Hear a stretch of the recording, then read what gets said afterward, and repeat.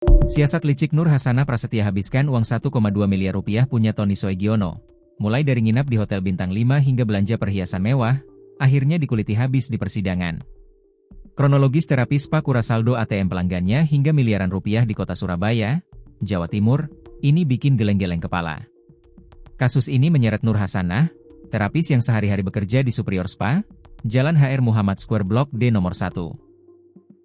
Akibat ulah lancungnya tersebut, Nur kini harus pasrah duduk di kursi pesakitan Pengadilan Negeri, PN, Surabaya. Dia didakwa menguras habis isi rekening milik pelanggannya sendiri, Tony Soegiono, dengan total kerugian yang gak main-main, yakni mencapai 1.285 juta rupiah. Aksi nekat ini ternyata tidak dilakukan Nur seorang diri. Dalam melancarkan siasatnya, ia berkomplot dengan seorang rekannya bernama Putriana Kusumawardani, yang hingga saat ini masih buron dan sudah dimasukkan dalam daftar pencarian orang, DPO, oleh pihak kepolisian. Dalam persidangan yang digelar di Ruang Sari 2 PN Surabaya, Jaksa Penuntut Umum, JPU, dari Kejari Surabaya, Hasanuddin Tandilolo, membeberkan secara detail bagaimana siasat licik terdakwa dilakukan. Hubungan antara korban dan terdakwa awalnya memang cuma sebatas penyedia jasa dan pelanggan biasa, namun lama-kelamaan berkembang menjadi sangat dekat karena keduanya sering bepergian bersama di luar jam kerja.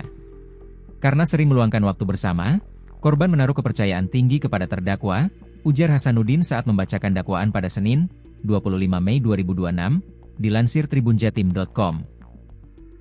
Kedekatan emosional itulah yang kemudian dimanfaatkan dengan cerdik oleh Nur Hasanah dan Putriana untuk membobol duit korban. Tony yang sudah telanjur percaya tanpa rasa curiga sedikit pun, kerap menitipkan ponselnya kepada terdakwa setiap kali dirinya hendak pergi ke toilet.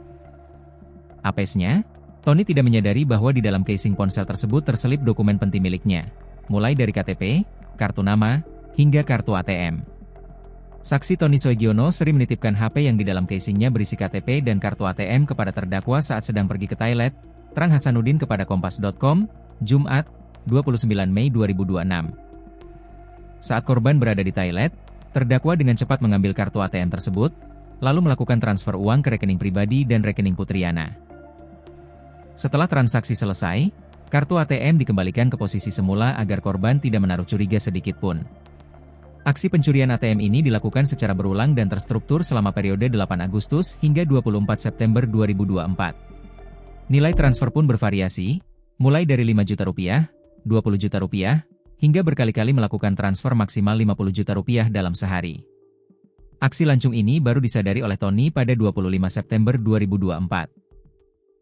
Saat itu, korban yang merasa curiga memutuskan untuk mencetak mutasi rekening di bank.